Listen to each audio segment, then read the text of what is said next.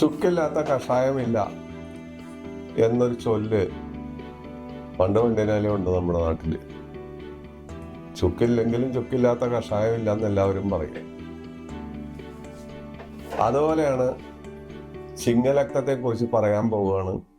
അതിൻ്റെ ഉടമസ്ഥൻ ലഗ്നാധിപൻ എന്ന് പറയുന്നത് ആദിത്യനാണ്.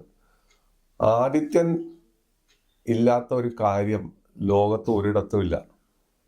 സൂര്യൻ 1 മിനിറ്റോ 2 മിനിറ്റോ അപ്രത്യക്ഷനായാൽ എന്തായിരിക്കും സ്ഥിതി എന്ന് ഗ്രഹണം വരുമ്പോൾ നമുക്കറിയാം. ഈ അടുത്ത കാലത്ത് കഴിഞ്ഞ മാസത്തിൽ ഒരു ഗ്രഹണം നടന്നു. ഇന്ത്യയിൽ അത് ആചരണീയമല്ലായിരുന്നു. യൂറോപ്യൻ രാജ്യങ്ങളിലാണ് അത് പ്രത്യേകിച്ച് സംഭവിച്ചത്. 1.5 മിനിറ്റ് നേരം പകൽ സൂര്യൻ ഇല്ലാതായതിൻ്റെ പ്രത്യാഘാതം. സാധാരണഗതിയിൽ എന്തെന്ന് വെച്ചാൽ സൂര്യൻ എല്ലാ തരത്തിലുള്ള ജീവജാലങ്ങളെയും സ്വാധീനിക്കുന്നു, സസ്യജാലങ്ങളെ സ്വാധീനിക്കുന്നു, രോഗങ്ങൾ ഇല്ലായ്മ ചെയ്യുന്നു, അണുപ്രസരണം മുതലായ കാര്യങ്ങൾ ഇല്ലായ്മ ചെയ്യുന്നത് സൂര്യൻ്റെ ശക്തി കൊണ്ടാണ്. അതാണ് ഗ്രഹണ സമയത്ത് നമ്മൾ ആഹാരം കഴിക്കാൻ പാടില്ല. ഗ്രഹണ സമയത്ത് നമ്മൾ വളരെ കാര്യമായി സൂക്ഷിക്കണം, സൂര്യനെ നോക്കാൻ പാടില്ല. ഇങ്ങനെയൊക്കെയുള്ള കാര്യങ്ങളൊക്കെ പറയുന്നതിനൊക്കെ ഒരുപാട് സയൻറ്റിഫിക് ആയ ആസ്പെക്ട്സ് ഉണ്ട്. അപ്പോൾ ആ സൂര്യൻ്റെ ലഗ്നമാണ് ചിങ്ങലഗ്നം. സൂര്യന് ഒരുപാട് സന്തതികളൊക്കെ ഉണ്ട്. പ്രധാനി കർണനാണ്. മഹാഭാരതത്തിൽ സൂര്യൻ വരുന്നു, കർണൻ അവിടെയുണ്ട്. അതുപോലെ നവഗ്രഹങ്ങളിൽ സൂര്യൻ പ്രധാനിയാണെങ്കിലും ശനി പുത്രനാണ്, യമൻ പുത്രനാണ്. ഇങ്ങനെ ഒരുപാട് പുത്രന്മാരുണ്ട്. അവരെക്കുറിച്ചൊന്നും നമുക്ക് എണ്ണിയാൽ തീരാത്ത അത്രയും പുത്രന്മാരുണ്ട്, അല്ലെങ്കിൽ സന്തതി പരമ്പരകളൊക്കെ ഉണ്ട്. അതെല്ലാം അവിടെ നിൽക്കട്ടെ, അതൊക്കെ മിത്താണ്. നമ്മൾ ചിങ്ങലഗ്നത്തെ കുറിച്ചാണ് പറയാൻ പോകുന്നത്. ഇത് രാമായണത്തിലും ഈ സംഭവം വന്നിട്ടുണ്ട്. കാരണം രാമായണത്തില് ശ്രീരാമൻ അസ്തപ്രജ്ഞനായി വില്ലുവെച്ച് വിഷാദിച്ച് രാവണനോട് യുദ്ധം ചെയ്യാൻ തയ്യാറില്ല എന്നുള്ള രീതിയിൽ ഇരിക്കുമ്പോൾ അഗസ്ത്യമുനി വന്ന് തലോടിക്കൊണ്ട് പറയും, രാമ, നീ ഇങ്ങനെ ഇരിക്കരുത്, ഞാനൊരു മന്ത്രം പറഞ്ഞു തരും, ആദിത്യ ഹൃദയം മന്ത്രം. ഈ മന്ത്രം ജപിച്ച് നീ എഴുന്നേൽക്കൂ എന്ന് പറയുന്നുണ്ട്. യുദ്ധകാണ്ഡത്തിലുണ്ട് ഈ കാര്യം, അതെല്ലാവർക്കും അറിയാം. ആ മന്ത്രം നമുക്കറിയാം. സന്താപനാശകരായ നമോ നമ, അന്ധകാരാന്ധകരായ നമോ നമ, ചിന്താമണേ ചിദാനന്ദായതേ നമോ നമ, നിംഗാരനാശകരായ നമോ നമ, മോഹവിനാശകരായ നമോ നമ, ശാന്തായ രൗദ്രായ സൗമ്യായ ഘോരായ കാന്തിമതാം കാന്തിരൂപതായതേ നമ, താവര ജംഗമാചാര്യായതേ നമ, ദേവാന വിശ്വൈക സാക്ഷിണതേ നമ, സത്യപ്രധാന തത്വായതേ നമ, സത്യസ്വരൂപായ നിത്യം നമോ നമ. ഈ വാക്കുകളിൽ സൂര്യനെ കുറിച്ചുള്ള എല്ലാ കാര്യങ്ങളും ഉണ്ട്. എല്ലാത്തിൻ്റെയും കർമ്മസാക്ഷി സൂര്യനാണ്. രാമൻ ഈ മന്ത്രം ജപിച്ച് എഴുന്നേറ്റു, വർദ്ധിത വീര്യനായി രാവണനോട് യുദ്ധം ചെയ്തു. ബാക്കി കാര്യങ്ങളൊക്കെ നമുക്കറിയാം. കഥാന്ത്യമൊന്നും നമ്മളെ പറയാൻ പോകുന്നില്ല. അപ്പോൾ സൂര്യൻ്റെ ആ തേജസ്സാണ് അവിടെ വരുന്നത്. അപ്പോൾ ചിങ്ങലഗ്നത്തെക്കുറിച്ച് പറയുമ്പോൾ ഇത്തരം കാര്യങ്ങളൊക്കെ ഒന്ന് പറയണ്ടേ, പറയാതെ എങ്ങനെ ഇരിക്കും? അപ്പോൾ അതുകൊണ്ടാണ് അത് പറഞ്ഞത്. ചിങ്ങലഗ്നം എന്ന് വെച്ചാൽ സിംഹലഗ്നം എന്നാണ് പറയുന്നത്. സിംഹത്തിൻ്റെ സ്വഭാവം ഇവർക്കുണ്ടാവും, ശൂരത, വാദപിത്ത കഫസംബന്ധമായ ശരീരപ്രകൃതി, ധീരത, തൻകാര്യ പ്രമാണിത്വം, അതുപോലെ ധനസമ്പാദനത്തിന് അവർ ഏത് മാർഗവും സ്വീകരിക്കുക, വെളുത്ത നിറം, ഒത്ത ശരീരം, ആകെ പൂർണ്ണമായ രീതി, നേതൃഗുണം, ഇങ്ങനെയൊക്കെയുള്ള ഒരുപാട് കാര്യങ്ങൾ ഈ ലഗ്നത്തെക്കുറിച്ച് നമുക്ക് പറയാൻ സാധിക്കും. ഈ ലഗ്നത്തിൽ ജനിച്ച ആളുകളെ കുറിച്ച് നമുക്ക് പറയാൻ സാധിക്കും. ചിങ്ങലഗ്നത്തിനെ സംബന്ധിച്ച് ബുധനും ശുക്രനും പാപനാണ്. അതിനൊക്കെ കാരണങ്ങൾ ഞാൻ നേരത്തെ പറഞ്ഞു. ഓരോ പാപത്തും വരുന്നതിന് കാരണം എന്താണെന്നൊക്കെ ഞാൻ പറഞ്ഞിട്ടുണ്ട്. ചിങ്ങലഗ്നക്കാരെ ആരാധിക്കേണ്ട ദൈവം ഏതാണ്? 5-ാം ഭാവം കൊണ്ട് മഹാവിഷ്ണു അഥവാ ഗുരുവായൂരപ്പൻ, 9-ാം ഭാവം കൊണ്ട് സുബ്രഹ്മണ്യനും ഭഗവതിയും.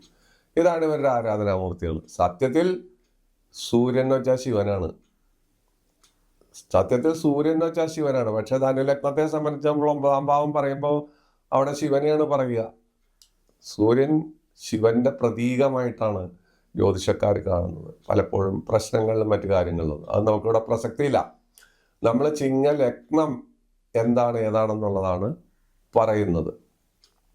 കന്നിയാണ് ഇവരുടെ രണ്ടാം ഭാവം. രണ്ടാം ഭാവം മുഖമാണ്, സൗന്ദര്യമാണ്, വാക്കാണ്, വാചകമാണ്, ഇങ്ങനെ പലതുമാണ്. അപ്പോൾ അത് ബുധൻ ഭാവനാണെന്നൊക്കെ പറഞ്ഞെങ്കിൽ പോലും കന്നി രണ്ടാം ഭാവമായി കഴിഞ്ഞാൽ ചിങ്ങലഗ്നത്തെ സംബന്ധിച്ചിടത്തോളം ധനം, സർക്കാർ ജോലി, ഐശ്വര്യം, പ്രതാപം, അറിവ്, വിദ്യ മുതലായ കാര്യങ്ങളെല്ലാം അവർക്ക് ലഭിക്കുന്നു എന്നുള്ളതാണ് അതിൻ്റെ പ്രത്യേകത. രണ്ടാം ഭാവം. മൂന്നാം ഭാവം സഹോദര സ്ഥാനമൊക്കെയാണ്. അങ്ങനെ പല കാര്യങ്ങളുണ്ട് മൂന്നാം ഭാവത്തിന്. പക്ഷെ അവര് തുലാം രാശിയാണ്, അത് ശുക്രന്റെ ക്ഷേത്രമാണ്. പാപതൽപരത, അതുപോലെ സഹോദര കലഹം, അവർ തമ്മിൽ അകലം, ധനസമ്പാദനത്തിനായി അലഞ്ഞു തിരിഞ്ഞ് നടക്കുക, പലപ്പോഴും വാക്പാരുഷ്യം ഉണ്ടാകുക മുതലായ കാര്യങ്ങൾ, തന്നെയല്ല സഹോദരങ്ങളുമായി സ്വത്ത് തർക്കത്തിൽ ഏർപ്പെടുക മുതലായ കാര്യങ്ങൾ മൂന്നാം ഭാവം കൊണ്ട് പറയേണ്ടി വരും. ഇനി നാലാം ഭാവം വൃശ്ചികമാണ്. വൃശ്ചികം ചൊവ്വയുടെ ക്ഷേത്രമാണ്.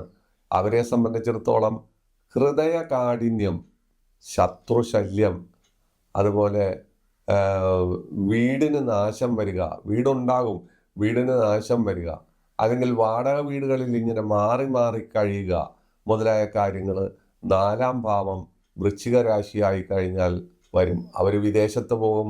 വിദേശത്ത് പോയാൽ അവിടെയും ഗുണം പിടിക്കാതെ നാട്ടിലേക്ക് തിരിച്ചു വരും, വീണ്ടും വിദേശത്തേക്ക് പോകും. ഇങ്ങനെ മാറി മാറി ചഞ്ചല ചിത്തരായിട്ട് അങ്ങോട്ടും ഇങ്ങോട്ടും. നാലാം ഭാവം മനസ്സിൻ്റെ ആധിപത്യം കൂടി നമ്മൾ ചിന്തിക്കണം. അപ്പോൾ അങ്ങോട്ടും ഇങ്ങോട്ടും ഒരു പറന്നു നടക്കുന്ന സ്വഭാവം അവർ കാണിച്ചു വെക്കും. അഞ്ചാം ഭാവത്തെക്കുറിച്ചും നമുക്ക് മനസ്സിനെ പറ്റി പറയാം, കുട്ടികളെ കുറിച്ച് പറയാം, മറ്റു പല കാര്യങ്ങളെ കുറിച്ചൊക്കെ പറയാമെങ്കിലും ധനുവാണത് അഞ്ചാം ഭാവം. ധനു അഞ്ചാം ഭാവമായി വന്നാൽ അവര് സാധാരണഗതിയിൽ പട്ടാള സേവനം, ആയുധധാരികൾ, അല്ലെങ്കിൽ കുതിര സവാരി, മോട്ടോർ സൈക്കിളിൽ സഞ്ചരിക്കുക. കുതിര എന്ന് വെച്ചാൽ മോട്ടോർ സൈക്കിളൊക്കെയാണ്. കുതിര സവാരി ഇപ്പോൾ ഉള്ളത് കൊടൈക്കനാലിലും ഇപ്പം അത്യാവശ്യം മൂന്നാറിലൊക്കെ ഉണ്ടത്. അല്ലാത്ത സ്ഥലത്തൊന്നും വലിയ കാര്യമായ കുതിര സവാരിയൊന്നുമില്ല. പണ്ട് കുതിരപ്പടയാളികളൊക്കെ ഉണ്ടായിരുന്നു രാജാക്കന്മാർക്ക്. ആന, കുതിര, കാലാള്, അങ്ങനെയൊക്കെയുള്ള പടയാളികൾ. അപ്പോൾ ഇപ്പം അതൊന്നുമില്ല, ആ കാലഘട്ടമൊന്നുമില്ല. അപ്പോൾ ധനു അഞ്ചാം ഭാവമായി വരുമ്പോൾ ഇങ്ങനെ സംഭവിക്കാം. ആറാം ഭാവം മകരം, അത് ശനിയുടെ ക്ഷേത്രമാണ്. അവര് സാധുജന സംരക്ഷണം, പൊതുജന സേവനം. പക്ഷെ പൊതുജന സേവനം ചെയ്താൽ പോലും അവരതിൽ നിന്നെല്ലാം അടിച്ചു മാറ്റുന്ന സ്വഭാവക്കാരായി മാറുകയും അവരുടെ പേര് സമുദായ മധ്യത്തിൽ ചീത്തയാകുകയും അവർ ആക്ഷേപിക്കപ്പെടുകയും ചെയ്യുന്ന അവസ്ഥ വരും.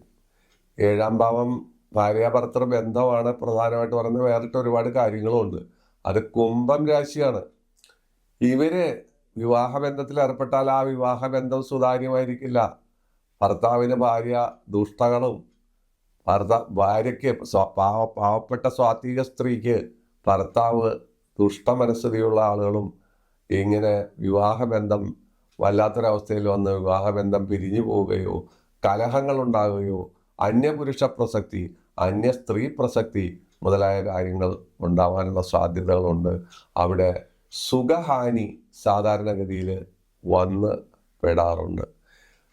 എട്ടാം ഭാവം മീനൻ രാശിയാണ്, അത് വ്യാഴത്തിൻ്റെ ക്ഷേത്രമാണ്.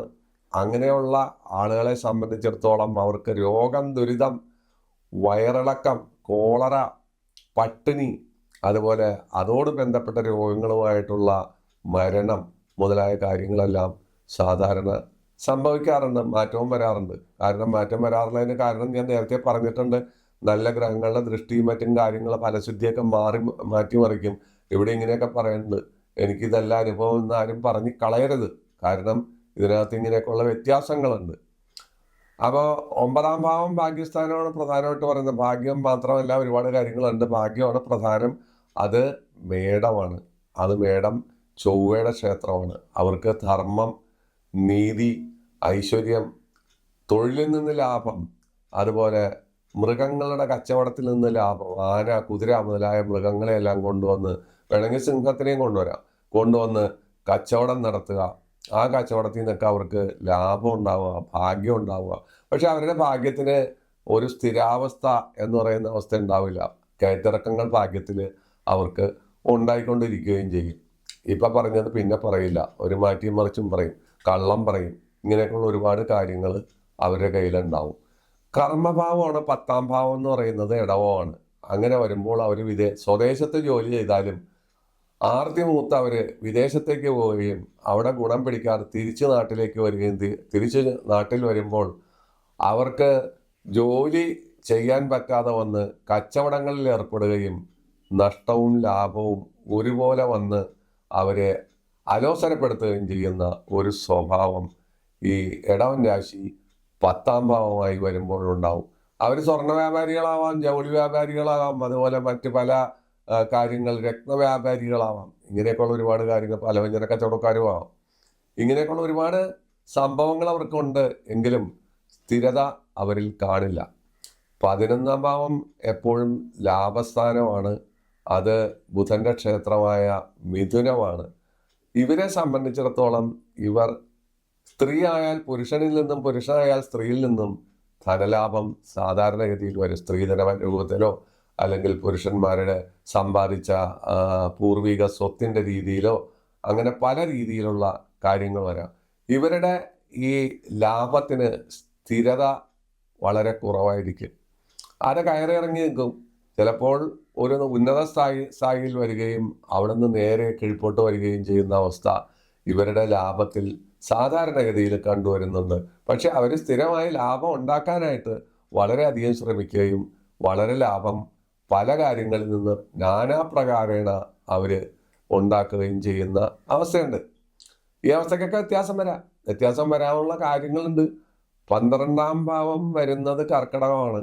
ആ കർക്കിടകം 12ാം ഭാവമായത് വ്യയസ്ഥാനമാണ്, ചെലവിൻ്റെ സ്ഥാനമാണ്. അപ്പം ഇവര് പൊതുവിൽ സമ്പന്നരായിരിക്കും, സ്വാത്വികരായിരിക്കും.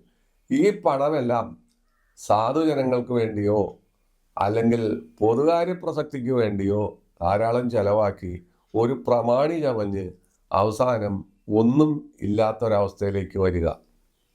ക്ഷയിച്ച ചന്ദ്രനെ പോലെ അവസാനം വരുമ്പോൾ, അദ്ദേഹം MLA ആയിരുന്നു, മന്ത്രിയായിരുന്നു. ആ തുടക്കത്തിൽ ആ തറവാട്ടിൽ 1000 നെല്ല് കൊയ്തിരുന്ന സ്ഥലമാണ്.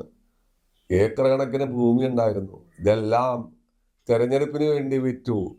മറ്റു കാര്യങ്ങളപ്പോൾ മരിക്കുന്ന സമയത്ത് ആകെ ചെറിയൊരു വീടും അല്ലെങ്കിൽ ഒരു 10 സെന്റ് സ്ഥലമോ അല്ലെങ്കിൽ ഒരു 1/4 ഏക്കർ സ്ഥലമോ ബാക്കിയുള്ളൂ എന്നൊക്കെ ചിലരുടെ കഥ കേൾക്കുന്നത് ഇത്തരക്കാരെ കുറിച്ചായിരിക്കും. അത് പ്രത്യേകം ഓർത്തിരിക്കുക.